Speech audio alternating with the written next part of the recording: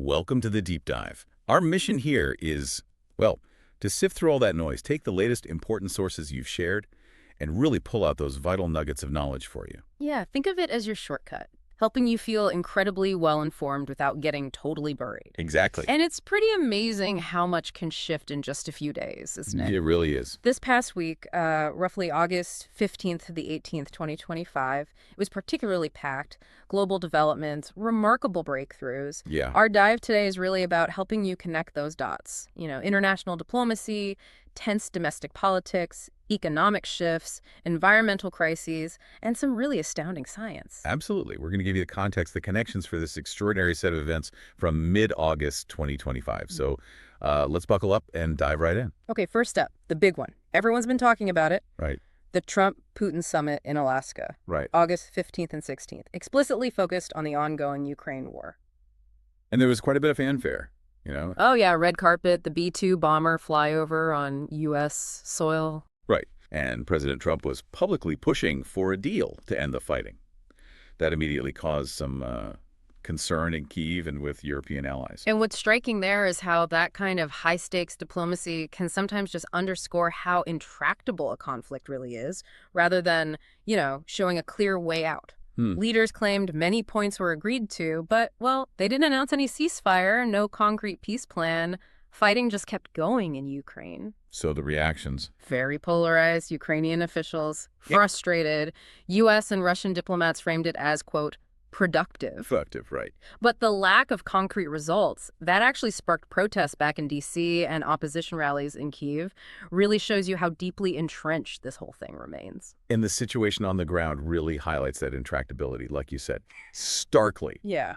Just hours before Ukrainian President Zelensky was even due in Washington for talks with Trump, Russian strikes on Monday, August 18th, tragically killed at least 10 people. Kharkiv and Zaporizhia. Ukrainian officials called them demonstrative and cynical. And Zelensky's trip to Washington, that Oval Office summit set for Monday, it was meant to project this unified transatlantic front, right? To press for stronger U.S. support, militarily, diplomatically. Especially after the Alaska meeting didn't deliver much. Exactly. It was seen as pivotal for Ukraine's strategy. This whole sequence, it highlights the immense pressure points in global diplomacy, especially with a protracted conflict like Ukraine. Yeah. Kyiv's argument is clear. Rewarding territorial grabs just invites more aggression, and that's echoed by their European partners. And those European partners, they didn't wait long to make their own views crystal clear. No, they didn't. August 16th. Leaders from France, Germany, Italy, the UK, Finland, Poland, other EU leaders, they put out a joint statement. They welcomed the U.S. efforts, but then came the caveats. Big caveats. They said explicitly, international borders must not be changed by force, and Ukraine must decide on its own territory. And they laid out red lines, too. Yeah. Yep. Very clear red lines. No limitations should be placed on Ukraine's armed forces, and Russia cannot have a veto against Ukraine's pathway to EU and NATO. Pretty strong stuff. Absolutely. And they also welcomed U.S. readiness for ironclad security guarantees. This wasn't just diplomatic politeness, it was a real effort to steady Western unity, signaled that sanctions pressure on Russia could even ramp up. Right. It just underlines how critical it is for Europe that any peace deal delivers real security and upholds Ukraine's borders. Okay, so now, shifting focus. Another critical flashpoint, the Middle East. Equally intricate, maybe even more fraud. This web of interconnected conflicts. Each with its own complex set of actors and tragically dire humanitarian stakes. So on Friday, August 15th, Israeli authorities directed residents in parts of northern Gaza to move south. Designated safe zones, they call them, ahead of a new operation. And this follows repeated evacuations going all the way back to October 2023. It's a really complex situation on the ground. Yeah. Aid agencies, legal experts, they warned about the grave risks to civilians with these large-scale relocations in an active war zone. Complicates aid delivery, too. Massively. While Israeli officials framed it as necessary to minimize casualties, and then separately, on the 16th, the U.S. stopped issuing visitor visas to Gaza residents. cited security concerns. Which drew warnings from rights advocates, right? Yeah. About separating families. Exactly. It really makes you question how nations try to balance those security imperatives against these escalating humanitarian crises. That balance seems under immense pressure. We saw that on August 17th. Israel experienced one of its largest ever demonstrations. Huge. Over 400,000 people in Tel Aviv's Hostages Square, maybe a million across the country. All demanding urgent government action to release the hostages held in Gaza. The intensity was undeniable. Roadblocks, strikes, those powerful displays outside ministers' homes, intensified by a new video of a hostage that surfaced. Yeah. Organizers were openly calling for peace, even asking Donald Trump to, quote, push Israel to end the suffering. And it's fascinating, like you said, how these actions just ripple outwards. They really do. Sunday, August 17th. An Israeli strike hits a power station in Hodeidah, Yemen, kills at least 5, knocks out electricity. And the Houthis control that area. Right. They've been involved in those cross-border attacks, the maritime disruptions, all tied back to the Israel-Hamas war. Precisely. And the ripples don't stop there. On the 18th, a senior U.S. envoy was pressing Israel to comply with the Lebanon disarmament roadmap. Expressing concern that an unchecked border conflict could just spiral out of control. Right. But Hezbollah, of course, refuses to disarm while Israeli strikes are ongoing. It just underscores those broader regional implications when these conflicts are so deeply intertwined. The Middle East really remains this crucible, doesn't it? Right. Domestic regional tensions just constantly interacting. Absolutely. It's a constant dynamic. Okay, moving beyond those major flashpoints. Other significant geopolitical things happened this past week, too. Yeah, definitely worth touching on. August 16th, Belgrade, Serbia. Police used tear gas on anti-government protesters. And that's not just a local issue. Those clashes could really harden positions before future elections, maybe complicate Serbia's path towards the EU. Rule of law benchmarks are central to that. And then Bolivia saw a pretty significant political shift. A big one. Preliminary results from their August 17th vote. A historic setback for the MAS party, the movement for socialism, which has been dominant for so long. Forcing a presidential runoff in October. Yep, October 19th. And that signals a potential reorientation of Bolivia's whole political economy. Global markets are watching closely, especially for signals on hydrocarbons, lithium. Right, key resources. And on the trade front. Ah, yes. Reuters reported August 16th, 17th that the latest round of U.S.-India trade talks abruptly called off. Which might not sound huge, but it could slow down investment, right? Firms looking at India as an alternative to China. Exactly. And it could complicate U.S. efforts to get major partners aligned on things like critical technology standards. It's all connected. So with all these international currents swirling, what did this past week tell us about the U.S. domestic landscape? Because we saw some intense political energy there, too. We certainly did, both on the streets and in legislative fights. August 16th, you had pro-democracy groups, labor groups, staging over 300 demonstrations across 44 states and D.C., protesting the Trump administration's pressure on Texas to fast-track a new congressional map. Beto O'Rourke was at the Austin rally, framing it as a stress test for voting rights. That's right. A powerful display of civic engagement. And this focus on democratic governance, it extended right to the Capitol itself. Also on the 16th, activists marched in a Free D.C. protest. Against the administration's move to federalize policing in D.C. Exactly. Critics argued, it eroded democratic self-governance, warned it could set a worrying precedent, a kind of de facto national police force. And security was heightened in D.C. around that time, mid-August. Yeah, National Guard deployments amid the ongoing protests, legal challenges. Experts were warning about the risk of further domestic disturbances, highlighting the need for dialogue, institutional resilience, especially with the 2026 midterms approaching. It really highlights those domestic fault lines. It does. And sadly, on a tragic note, there was that mass shooting on August 17th at the Taste of the City Lounge in Brooklyn. Crown Heights. 3 people killed, 8 injured. Just awful. And it immediately renewed those calls for stronger gun safety policies, violence prevention initiatives, a stark reminder of the very real, immediate challenges communities are facing. Okay, turning to the economy now. This past week also showed us a really fascinating paradox. It really did. We saw inflation worries pop back up. August 14th, the producer price index jumped 0.9% month over month in July.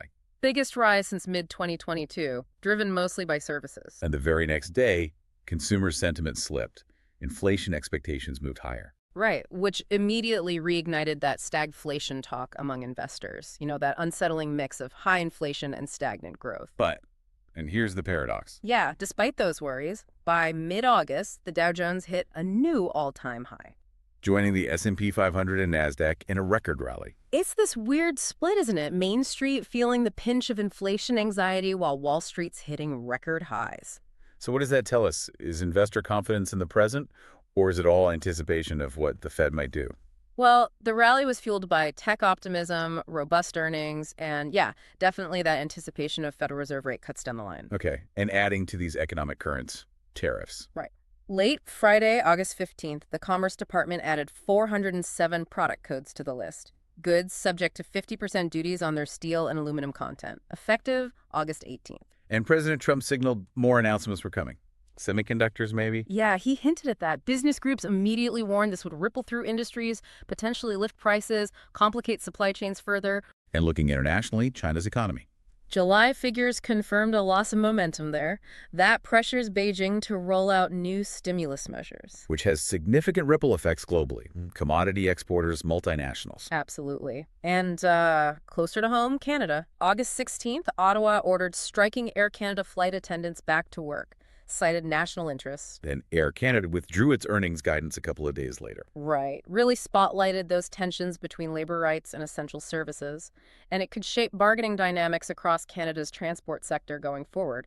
It's just another reminder, really, of how domestic policy, global economics, labor disputes, they all cascade through markets and impact everyday life. And the news this week really hammered home the accelerating impact of climate change, too, all around the globe. It was stark. We tracked Tropical Storm Erin as it just rapidly strengthened, exploded to a Category 5 hurricane. Sustained winds near 160 miles per hour by Saturday, August 16th. Then it regained Category 4 strength on the 17th. Hit the U.S. Virgin Islands, Puerto Rico, southeastern Bahamas. Devastating winds, heavy rain. Prompted evacuations along the U.S. East Coast. And it immediately renewed those debates, didn't it? About coastal resilience, whether our infrastructure can actually keep pace. It makes you wonder, how quickly are we adapting when these events are becoming more frequent, more intense? The urgency for better early warning systems, sturdier infrastructure, it's just clearer than ever. And over that same weekend, Pakistan suffered catastrophic flooding. After those intense cloud bursts, authorities reporting at least 300 deaths. Widespread devastation. And northern India saw torrents inundate communities, too. Climate scientists are pointing directly at warming temperatures, intensifying these extreme rain events. And it wasn't just floods causing devastation.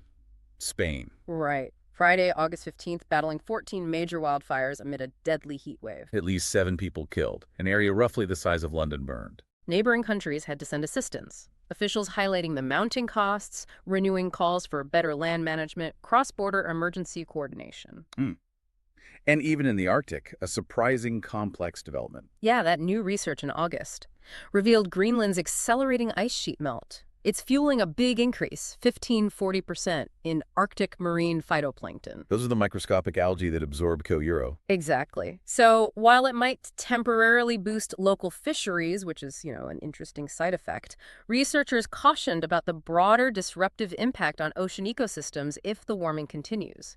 It's a stark reminder of the complex cascading effects. Okay, let's pivot now. From climate crises, which are pretty sobering, to some truly groundbreaking advancements. Science, health, technology, the pace is just astounding sometimes. It really is. Cosmic discoveries, for one. Yeah. Astronomers confirmed the earliest, most distant black hole ever observed. In galaxy Kuiper's LRD Z9, dating back to just 500 million years after the Big Bang. That's incredible. It's reshaping theories of black hole growth, cosmic evolution. Totally. And at the same time, the NASA ISRO NISAR satellite, it deployed its gigantic radar reflector in orbit. Ushering in a new era for high-resolution Earth monitoring. Exactly. Unprecedented data for understanding our planet's changes right from above. And on the medical front, some really remarkable breakthroughs this week, too. Huge steps. Early August 2025, the U.S. FDA granted accelerated approval for Modeyso, dordaviprone. The first drug ever authorized to treat diffuse midline glioma. That rare, usually fatal brain tumor affecting children. That is a massive step forward. It really is. Hope for families facing a devastating diagnosis. And then August 17th, scientists announced this innovative treatment, engineering bacteria. To smuggle viruses directly into tumors? Bypassing the body's immune defenses? Offers new hope for those really hard-to-reach cancers. Ingenious, really. And talk about a potential game changer for global health. August 15th, researchers at Arizona State University, NASARD. The gold nanoparticle-based blood test. Single drop of blood can identify diseases like COVID-19, Ebola, HIV, Lyme within minutes. And it's cost-effective, portable, highly accurate. That is potentially revolutionary for rapid diagnostics worldwide. Truly impressive. But unfortunately, not all the health news was positive this week. No. Sudan is facing its worst cholera outbreak in years. Nearly 100,000 suspected cases. Over 2,400 deaths. And the crisis is just compounded by this civil war displacement, crumbling sanitation, heavy rains, just a devastating humanitarian emergency. Okay, let's end on maybe a more fascinating glimpse into the future. The Robot Olympics. Right. August 15th to 17th, Beijing hosted the world's first humanoid robot Olympics. 280 teams, 16 countries, competing in 26 events, races, soccer, boxing. Now, apparently, many robots did fall or crash. Yeah, there were definitely some entertaining moments from what I saw. But, the game still offered this public look at really remarkable progress, bipedal movement, machine learning. It underscores that even with challenges remaining for, full integration into our daily lives, the underlying progress is significant. It points towards a future where these machines aren't just for show, but could fundamentally change industries, logistics, personal care, you name it. Wow. What an incredible deep dive we've had. Mid-August 2025. Just packed. It really was. High-stakes diplomacy, shifting politics, the stark realities of climate change, and then these awe-inspiring leaps in science and tech. It really highlights how interconnected everything is, doesn't it? Absolutely. And how quickly significant things can emerge across completely different fields. It reinforces that idea that staying informed isn't just knowing facts, it's understanding the implications, the context. Couldn't agree more. So here's maybe a final thought for you, our listeners, to mull over. As we see these rapid advancements, AI, robotics, coupled with the urgent need for climate adaptation, medical innovation, what does this really concentrated period of global activity tell us, about humanity's capacity to both create massive new challenges and simultaneously find truly groundbreaking solutions? That's a deep one to ponder. It is. Thank you for joining us for this deep dive. Until next time, keep that curiosity alive.